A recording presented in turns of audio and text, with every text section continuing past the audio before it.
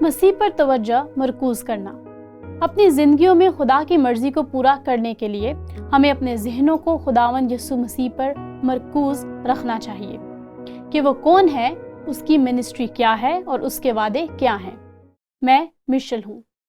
یہ اصول شاید سب سے زیادہ طاقتور نصیحتوں میں سے ایک پر مبنی ہے جو پالوس نے کی، اور دوسرے تیموتھیوس باب 2 کی 8 آیت میں وہ اس طرح شروع کرتا ہے: یسوع مسیح کو یاد رکھ، یسوع مسیح کو یاد رکھ۔ ہم نے بہت سارے ترجمان کو دیکھا جو واقعی یونانی متن کے قریب تر ہیں، اور ان میں سے تقریباً ہر ایک میں بالکل یہی ترجمہ لکھا ہے: یسوع مسیح کو یاد رکھ۔ لیکن ہم یسوع مسیح کو کیوں یاد رکھیں؟ پالوس آگے بڑھتا اور تیموتھیوس کو یہ واضح کرتا ہے: یسوع مسیح کو یاد رکھ جو مردوں میں سے جی اٹھا ہے اور داؤد کی نسل سے ہے۔ بنیادی طور پر اس کے کہنے کا مطلب یہ ہے کہ یسوع مسیح خدا ہے جو مجسم ہوا، جو صلیب پر چڑھا، دفن ہوا اور تیسرے دن مردوں میں سے جی اٹھا، کیونکہ وہ انسانی جسم میں خدا تھا جس نے لوگوں سے کہا: اس ہیکل کو یعنی اس جسم کو ڈھا دو تو میں اسے دوبارہ زندہ کروں گا۔ لہٰذا افسس میں جھوٹی تعلیم کا ایک حصہ اس کے جی اٹھنے کی مخالفت کرتا تھا، جو کہ وہ در حقیقت جی اٹھا تھا۔ یا کچھ لوگ تو یہ بھی سکھا رہے تھے کہ قیامت برپا ہو چکی ہے، جس نے لوگوں کو خوفناک الجھن میں ڈال دیا۔ لہٰذا یہاں پالوس نے تیموتھیوس سے کہا: یسوع مسیح کو یاد رکھ جو مردوں میں سے جی اٹھا ہے اور داؤد کی نسل سے ہے، میری اس خوشخبری کے موافق جس کے لیے میں بدکار کی طرح دکھ اٹھاتا ہوں، یہاں تک کہ قید ہوں، مگر خدا کا کلام قید نہیں۔ اور پالوس رسول کے لیے سب سے زیادہ حوصلہ افزا بات یہ ہے کہ جب وہ جیل میں تھا، مثال کے طور پر روم میں اپنی پہلی قید میں، وہ 2 سال تک وہاں رہا۔ وہ کسی تہ خانہ میں نہیں تھا، بلکہ وہ اپنے کرائے کے مکان میں تھا، لیکن وہ گھر میں نظر بند تھا۔ اور اس نے فلپیوں کو لکھا: وہ نہیں جانتا تھا کہ وہ زندہ رہے گا یا مر جائے گا، وہ نہیں جانتا تھا کہ کیا ہونے والا ہے، لیکن اس نے یہاں یہ لکھا: میری دلی آرزو اور امید یہی ہے کہ میں کسی بات میں شرمندہ نہ ہوں۔ کیا اس کی آزمائش ہوئی؟ جی ہاں۔ کیا اسے شرمندہ ہونا پڑا؟ جی ہاں۔ لیکن اس نے کہا کہ میں کسی بات میں شرمندہ نہیں ہوں، بلکہ میری کامل دلیری کے باعث جس طرح مسیح کی تعظیم میرے بدن کے سبب سے ہمیشہ ہوتی رہی ہے، اسی طرح اب بھی ہوگی، خواہ میں زندہ رہوں خواہ میں مروں، کیونکہ زندہ رہنا میرے لیے مسیح ہے اور مرنا نفع۔ لیکن کیوں؟ کیونکہ وہ یسوع کے جی اٹھنے پر ایمان رکھتا تھا کہ مسیح میں، کیونکہ مسیح مردوں میں سے جی اٹھا، اس لیے وہ بھی جی اٹھے گا اور وہ بدلے میں فوراً یسوع کے ساتھ جائے گا، لیکن بعد میں تمام سچے ایمانداروں کے ساتھ اٹھایا جائے گا جب یسوع مسیح واپس آئے گا۔ اور یوں پالوس کو ابدی امید ملی، اور وہ تیموتھیوس سے کہہ رہا ہے: یسوع مسیح اور اس کے جی اٹھنے کو یاد رکھیں۔ مجھے واضح طور پر یاد ہے کہ ڈی ایل موڈی نے شائع کیا، مجھے یہ یاد نہیں کیونکہ میں زندہ نہیں تھا، لیکن مجھے یاد ہے کہ شکاگو اخبار میں ایک بیان شائع ہوا۔ اس نے اس میں لکھا، اس نے بیان دیا: کسی دن آپ یہ اخبار میں پڑھیں گے کہ ایسٹ نارتھ فیلڈ کا ڈی ایل موڈی مر گیا۔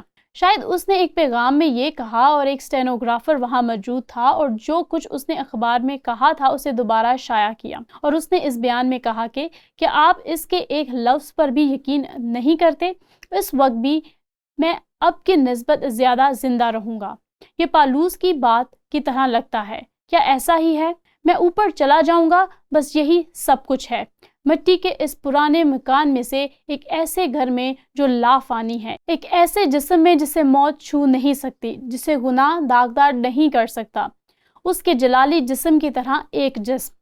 اور یہ دلچسپ بات ہے کہ بلی گراہم کی موت سے پہلے یقیناً ڈی ایل موڈی 19ویں صدی کے عظیم مبشروں میں سے ایک تھے، اور بلی گراہم شاید 20ویں صدی کے عظیم ترین مبشروں میں سے ایک۔ اور بلی گراہم نے یہ لکھا ہے، لیکن ظاہر ہے کہ اس نے ڈی ایل موڈی نے جو لکھا اس کا اس میں اثر پایا جاتا ہے، اگرچہ اس میں معمولی سا فرق ہے۔ کسی دن آپ پڑھیں یا سنیں گے کہ بلی گراہم مر گیا ہے، کیا آپ اس کے ایک لفظ پر یقین نہیں کرتے؟ میں اب سے زیادہ زندہ رہوں گا، میں نے ابھی اپنا ایڈریس بدل لیا ہے، میں خدا کی بارگاہ میں حاضر ہو جاؤں گا۔ اور یہ وہی ہے جس کے بارے میں پالوس تیموتھیوس کی حوصلہ افزائی کے حوالے سے بات کر رہا ہے۔ وہ یہاں ایک طاقتور عقیدے کے ساتھ نتیجہ اخذ کرتا ہے۔ وہ یقین رکھتا ہے کہ یہ نئے عہد نامے کی کلیسیا کے اندر ایک عقیدہ موجود تھا، لیکن یہ اس سلسلے میں ایک طاقتور بیان ہے جو پالوس دوسرے باب کی آیت 11 سے 13 میں تیموتھیوس کو لکھ رہا ہے۔ یہ بات سچ ہے تیموتھیوس، یہ بات سچ ہے، میری بات سنو، یہ سنو، اپنے خوف، شرمندہ اور خوف زدہ ہونے کی آزمائش کے رجحان میں یہ یاد رکھ، کیونکہ اگر ہم اس کے ساتھ مریں گے تو اس کے ساتھ جئیں گے بھی۔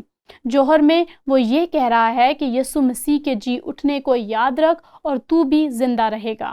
مزید وہ کہتا ہے اگر ہم دکھ سہیں گے تو اس کے ساتھ بادشاہی بھی کریں گے، اور جب ہم نیا عہد نامہ پڑھتے ہیں تو پتہ چلتا ہے کہ ہم دکھ سہیں گے، لیکن خدا کا وعدہ ہے کہ وہ ہمیں اکیلا نہیں چھوڑے گا، وہ ہماری مدد کرے گا، وہ ہم سے دستبردار نہیں ہوگا۔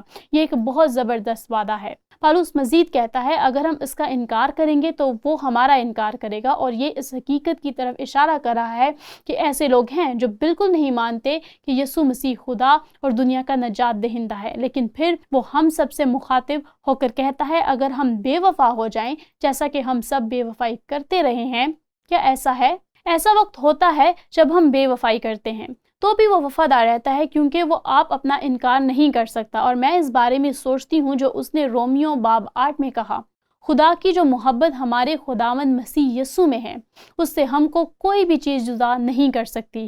یہ بہت ہی زبردست بیان ہے، یہ ایک زبردست سچائی ہے۔ اس نے پالوس کو اس کے دکھوں میں حوصلہ دیا۔ یہاں اس نے تیموتھیوس کو دوسرے باب اس کی 10ویں آیت میں اپنی مشن سٹیٹمنٹ دی۔ اسی سبب سے میں برگزیدہ لوگوں کی خاطر سب کچھ سہتا ہوں تاکہ وہ بھی اس نجات کو جو مسیح یسوع میں ہے ابدی جلال سمیت حاصل کریں۔ اور یہاں پالوس اس عظیم مخالفت کے ساتھ نمٹتا ہے جس کے ساتھ وہ افسیوں میں نمٹا، جب اس نے کہا اس نے ہم کو بنائے عالم سے پیشتر اس میں چن لیا۔ لیکن پالوس نے کبھی بھی کسی جگہ جا کر نہیں کہا کہ تمہیں چن لیا گیا ہے تو تم نجات پا چکے ہو۔ وہ اندر گیا اور وہی کہا جو یسوع نے کہا تھا، خدا نے دنیا سے ایسی محبت رکھی کہ اس نے اپنا اکلوتا بیٹا بخش دیا تاکہ جو کوئی اس پر ایمان لائے ہلاک نہ ہو بلکہ ہمیشہ کی زندگی پائے۔ پالوس نے ہمیشہ خوشخبری کو اس انداز میں پہنچایا جس پر اسے یقین تھا کہ ہر کوئی جواب دے سکتا ہے، جیسا کہ پطرس نے کہا، خدا کسی کی ہلاکت نہیں چاہتا بلکہ یہ چاہتا ہے کہ سب ابدی زندگی پائیں۔ یہ ایک ایسا تضاد ہے جس کو سمجھنا مشکل ہے۔ دو سچائیاں ہیں جو ناقابل مصلحت لگتی ہیں، لیکن خدا کے منصوبے میں یہ سچ ہے، دونوں سچے ہیں۔ ہماری انسانی سوچ میں اس میں توازن رکھنا مشکل ہے، لیکن پالوس اس کی مثال دیتا ہے، وہ اپنے اعمال سے اس توازن کو واضح کرتا ہے۔ لہٰذا یہاں غور و فکر اور جواب برائے سوال ہے، جب ہم اپنی مسیحی زندگی گزار رہے ہیں تو ہم یسوع مسیح کے بارے میں کچھ اور حیرت انگیز چیزیں کیا یاد رکھ سکتے ہیں؟ اور جب میں یہ سوال کرتی ہوں تو مجھے یہ ایک ذاتی تجربے کی طرف لے جاتا ہے۔ بہت سال پہلے جب میں ابھی کنواری تھی اور مجھے منسٹری کے لیے مقرر کیا گیا تھا، اور میں اقوال میں مخصوصیت کہتی ہوں کیونکہ میرے خیال میں جو بھی شخص منسٹری کے لیے مقرر کیا گیا ہے وہ خدا کی نظر میں مقرر ہے، لیکن یہ ایک انسانی مخصوصیت تھی۔ اس حقیقت کو تسلیم کرتے ہوئے کہ میں ریورنڈ کا لفظ استعمال کر سکوں گی، لیکن میں یہ لفظ بہت کم استعمال کرتی ہوں، لیکن ریاستہائے متحدہ کے قوانین کے مطابق میں ایک مخصوص شدہ خادم ہوں، ان حقائق اور مراعات کے ساتھ جو اس کے ساتھ ملتی ہیں۔ لیکن اس مخصوص صورتحال میں مجھے آخری سروس یاد ہے کہ جب ڈاکٹر میرل ٹینی جو ویٹن گریجویٹ اسکول میں میرے پسندیدہ استادوں میں سے ایک تھے، انہوں نے پیغام دیا جسے چارج کہا جاتا ہے، اور پالوس نے واقعی چارج کی تشریح کی جب اس نے تیموتھیوس کو لکھا اور کہا یسوع مسیح کو یاد رکھ۔ یہ ایک چارج ہے، یہ ایک چارج ہے۔ اور اس طرح ڈاکٹر ٹینی نے مجھے پلیٹ فارم پر آنے اور جماعت کے سامنے کھڑا ہونے کے لیے کہا۔ یہ ایک چھوٹا سا چرچ تھا، اور اس نے کہا، مشل، میں آپ کے ساتھ وہ شیئر کرنا چاہتا ہوں جو پالوس نے تیموتھیوس کو لکھا۔ یسوع مسیح کو یاد رکھ۔ اس نے سیدھا میرے چہرے کو دیکھا اور کہہ کر وضاحت کرتا چلا گیا کہ مجھے یسوع مسیح کو کس طرح یاد رکھنا چاہیے۔ سب سے پہلے یہ کہ وہ کون تھا اور کون ہے، وہ جی اٹھنے والا مسیح ہے۔ لیکن وہ مزید کہتا چلا گیا کہ اپنی منسٹری میں یسوع مسیح کی محبت اور ترس کو یاد رکھ، یسوع کی دعاؤں کو یاد رکھ، جس طرح سے اس نے دعا کی میں اس کو کبھی نہیں بھولوں گی۔ کیونکہ یہ سالوں تک میری کمزوریوں میں سے ایک رہی ہے۔ یسوع مسیح کو یاد رکھ اور میں اس تجربے کو کبھی نہیں بھولوں گی۔ اس بیان کے بارے میں کچھ ہے جو طاقتور ہے۔ یہ ہر اس چیز کا خلاصہ کرتا ہے جس پر ہم یقین رکھتے ہیں۔ یسوع مسیح کو ہر طرح سے یاد رکھے، وہ کون ہے، اس نے کیا کیا، اور یہ کہ وہ ایک دن پھر سے واپس آئے گا۔ یہ ایک زبردست بیان ہے، اور جب میں اس کے بارے میں سوچتی ہوں تو میں اس کے بارے میں بھی سوچتی ہوں جو پالوس نے کرنتھیوں کی کلیسیا کو باب 11 آیت 1 میں لکھا، جب اس نے کہا تم میری مانند بنو جیسا میں مسیح کی مانند بنتا ہوں۔ اور مجھے یقین ہے کہ خدا ہم سب سے یہی چاہتا ہے کہ ہم اسے اپنا مقصد بنائیں اور تکبر نہ کریں۔ یہ کہنا کوئی تکبرانہ بیان نہیں ہے۔ میں مسیح کی طرح زندگی گزارنا چاہتی ہوں۔ اب ہمیں اس سے کیسے عاجزی کا پتہ چلتا ہے، یا یہ کہ اس سے عاجزی ظاہر ہونی چاہیے، اور ہر ایک سے یہ کہنا کہ یسوع مسیح کی مانند کریں جیسا آپ مسیح کی مانند کرتے ہیں۔ اس کا بہترین طریقہ یہ ہے کہ آپ اس کی مانند زندگی بسر کریں، نہ صرف انہیں بتائیں، اس کی مانند زندگی بسر کریں۔ اور میں چاہتا ہوں کہ تم یسوع مسیح کی مانند بنو جیسے میں یسوع مسیح کی مانند بنتا ہوں۔ یہ ایک زبردست چیلنج ہے، اور میں آپ سب کو دعوت دیتی ہوں کہ وہ اسے ایک مقصد کے طور پر طے کریں۔ لہٰذا یہاں ایک اصول ہے، اپنی زندگیوں میں خدا کی مرضی کو پورا کرنے کے لیے ہمیں اپنے ذہنوں کو خداوند یسوع مسیح پر مرکوز رکھنا چاہیے کہ وہ کون ہے، اس کی منسٹری کیا ہے، اور اس کے وعدے کیا ہیں۔